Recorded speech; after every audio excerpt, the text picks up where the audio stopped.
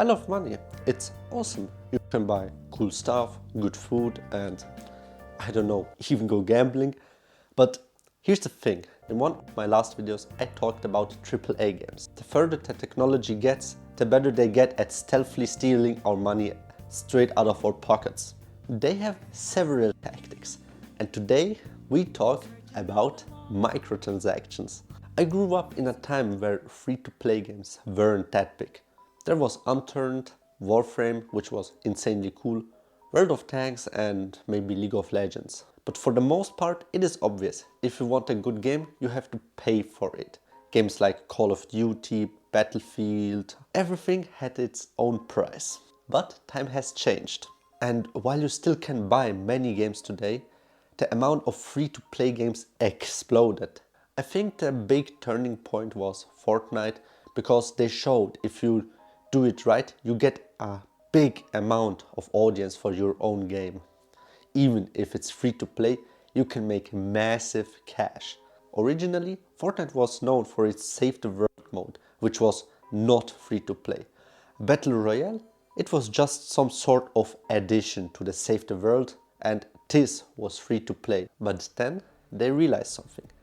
The Battle Royale mode was far more popular than their main game. So they switched priorities completely and focused mainly on the Battle Royale, leaving Save the World behind. And that's where the industry realized how you can do a big amount of cash. A free game is a huge commitment. I mean, imagine a whole company putting all their cash, all their work into a game and just giving it away for free. But Epic Games, they were smart. They had this thing called Season Pass or Battle Pass. Pretty simple. You had two choices. Either play for free and get some few small cosmetics, but leveling forever. Meaning, unless playing non-stop, reaching Battle Pass level 100 is impossible. Or you pay 10 bucks, unlocking Battle Pass Premium and get much more cosmetics with every level and getting much more cool cosmetics like skins, pickaxes and furthermore. So if you like the game and you know you'll play enough to complete the season pass, why not just spend just 10 bucks unlocking the premium feature? After all, the game was for free. They don't even ask for a single cent. And then of course, there's the shop. You can buy skins which will maybe never appear again using in-game currency V-Bucks. And people buy them, a lot of them.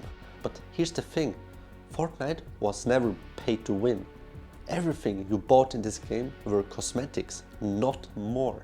And it doesn't matter how much money you spend, you'll never get an advantage to a free-to-play player. And here is the first problem with gaming. Kids.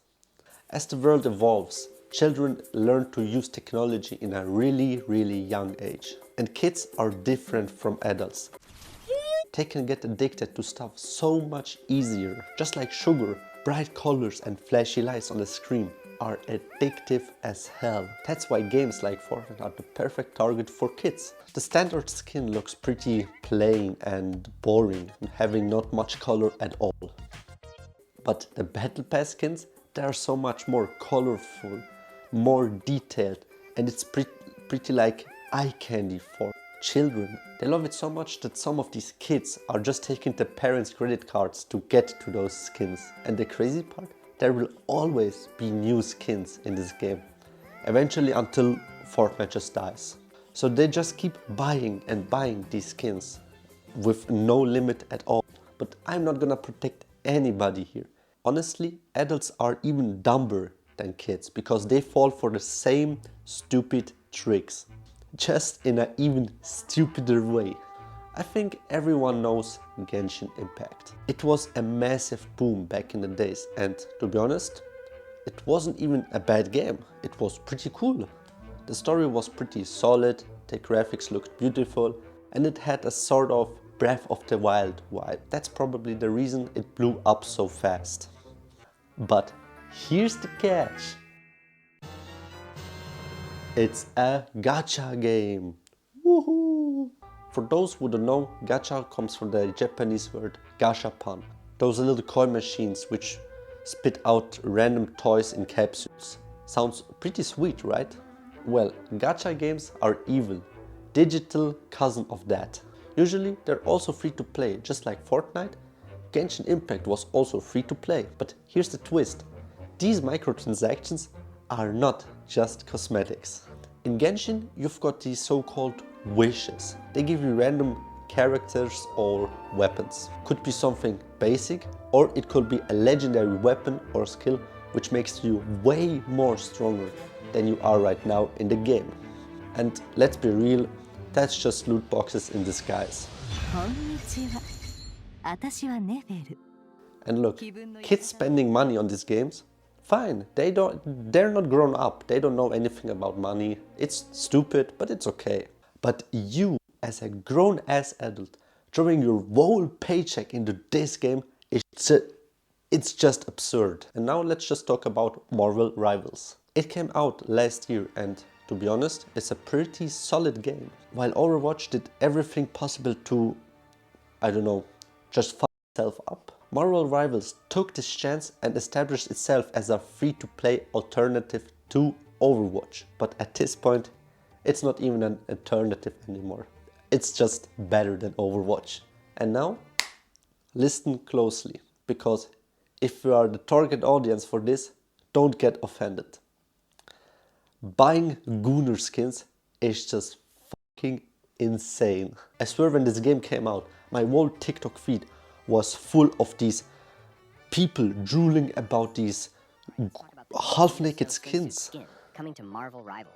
Because as a Luna snowman, I'm not just in love, I'm ready to propose. This skin is so fine, I had to sit down, hydrate, and rethink my life goals. I saw her wink. I was probably the trailer. So like, I don't really have a problem with this game. It's pretty cool, I played it myself, and it's fun. But there are literally horny guys spending over 20 bucks for just one skin. What the f? So yeah, Marvel Rivals is just Fortnite for horny degenerates. I can't really say it in any other way. But let's get a little bit deeper into this microtransactions world, into the pay-to-win genre. The name says it all, pay to win. And this is a deep rabbit hole where we can go in. But we will just stay on the surface and I will tell you 3 examples, starting with Battlefront 2. Back in 2017, Battlefront 2 launched. It was the only Star Wars title at this time, so everyone was hyped. It was Battlefield in Star Wars. Let me break it down for you. In Battlefield you have 4 classes. Additionally to it, you can ride vehicles, airplanes, helicopters, and etc. Everything for free. It's available for everyone on the battlefield. So let's think a little bit about Star Wars. What's the first thing that comes into your mind?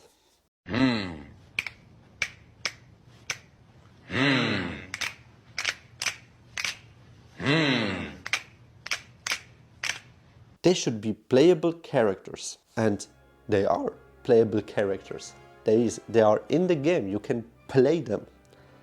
But there's a twist. You had to unlock them, and okay, fine, I don't have any problems with that. But let me ask you, what is a fair amount of playtime to unlock this character? Maybe 5 hours? Reasonable.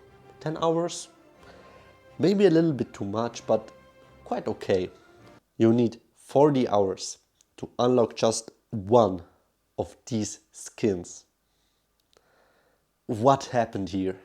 40 hours for one skin. But hey, don't worry. They had a little shortcut. Because if you don't want to spend 40 hours of grinding, you can just spend a big chunk of money for loot boxes and get them so much faster. And yeah, fans were pissed. Really pissed. Because Battlefront wasn't a free-to-play game. It was a full-priced AAA game. So you had to spend money to play it, and you have to spend more money to play everything out of it. Basically, people would just spend a large amount of money, could just fuck you up in a few seconds. Or did you know that Blizzard is a dumb company? No? Hear me out. Fans waited years and years for another Diablo title after the third part. And then Blizzard finally announced Diablo Immortal, which wasn't what the fans really expected. They saw the mobile market was massive and just thought, hey, let's do the next Diablo on mobile. And look, maybe not the best idea, but kind of understandable. The controls fit well into a mobile game and they could just release PC and console version alongside of that. That could have worked. But oh man, the end game. I've never been really deep into Diablo, but here's a little breakdown to it. Diablo is a loot grinder. You clear dungeons, get better gear, clear even harder dungeons, get even better gear. So that's the whole game. Besides armor and weapons, you can also get gems, which you can slot into your armor and weapons in your gear. This gives you extra power. Gems come with 1 star, 2 star or even 5 star. 5 star being obviously the best. To get these gems, you had to do dungeons to get them dropped in the end. But here is the twist. Before you start a dungeon, you can activate something named Crest. There are 2 types. Firstly, the rare quest, which can get every free-to-play player. They drop 1 star or 2 star gems. 5 star is not possible to get. Then there are legendary quests, which are only available with real cash money. These can drop 5 star gems. The price? $250 each. You can also stack them, so a dungeon can cost between $250 or $25. Now here's where it gets really funny. Data miners looked into the system and found out that the drop rate for a 5 star gem is around 0.05% per run. Queen69, a YouTuber or streamer, actually tested this. He spent over $25,000. Wait, we did spend another $169 as well, so that means the final total is this. Just to prove how insane this was. That's literally the price for a new car. And then for the ultimate punchline, he deleted his character afterwards. So there was also a big show with Star Stable, which for everyone who don't know is an MMORPG horse game. And its main target audience are again kids. Now, almost every kids game I know is free to play, usually focused on cosmetics behind a paywall. But Star Stable, this game is straight up evil. At the start, you get the most basic stuff. And of course it's not good. Your horse sucks, your equipment sucks. You can buy some gear with the in-game currency. But the good stuff, it's locked behind star coins. The in-game pay-to-win coin. And here's the kicker. You can't even buy any other horse without star coins, which is stupid because it's a horse game. Isn't the whole point of this game horses? Then there's Star Rider, which you think of like a subscription pass. You can buy it for 1 month, 3 months or go full in a lifetime subscription. As Star Rider, you get 100 star coins per week, which sounds on paper pretty fair. If only the lifetime subscription didn't cost 110 Swiss francs, which is 125 US dollar or 110 euros for a kids game. Like seriously, which kid has 110 Swiss francs laying around on the table? And it gets worse. If you want to explore the whole map, you have to get a Star Rider subscription. Or if you want to level past level 5. And it got so bad that even the European Commission targeted Star Stable for its unfair behavior. The pay advantages are completely busted and the whole system is just set up to milk the community dry. To give an idea, a horse costs between 700 and 1100 star coins. Now let's check the shop. 600 star coins is 22 francs. 1200 star coins are 37 francs. They're squeezing every last cent out of the players. And it gives some sort of FOMO effect, like kids having this fear of missing something out or just to be on the lower places. I've already said that Blizzard is a shit company and I stay with that. but I can some sort compare it star stable to World of Warcraft. The difference, World of Warcraft doesn't have an in-game currency which gives you unfair advantages with real money. In World of Warcraft you get a trial for up to level 15, like in Star Stable to level 5. And there's also a monthly subscription, but it's far more reasonable if you buy it also in bulk. Hi guys, it's me from the cut. I've just seen that the prices for World of Warcraft are even higher, so it isn't reasonable, and it's even higher if you buy it in bulk. Means for a whole year you will pay $155. It's not cheaper than Star Stable. I just wanted to clarify that to you. I'm sorry, this is misinformation, and don't listen to me. Bye. And the target audience are not kids in World of Warcraft. So yeah, we live in a pretty hard pay-to-win world. Watch yourself and don't waste your money stupidly. Instead, buy indie games. Support creators who are actually happy that you enjoy their game, not the ones who just steal every last coin from your wallet. And don't forget, you're never alone with your opinion. It just takes a little bit time that the whole community shifts. Look at Battlefield and Call of Duty as example. Make less stuff that nobody wants and your game will be successful. Make stuff that nobody asked for and nobody will play it. At the end of the day, we are the consumers. If we don't like something about this game, they have to listen to us at some point. And if we show all together that this is a problem, they will listen someday. Thanks for listening to a geek that's rambling about stuff, making it more important than it actually is. I'd love to know your opinion. Drop it in the comments if you had similar experiences. If you like this video, a like and subscription would mean a lot. I love making kind of videos and it would support me a lot. So yeah, I'd say we see each other in the next video geeking about random stuff. Have a nice day.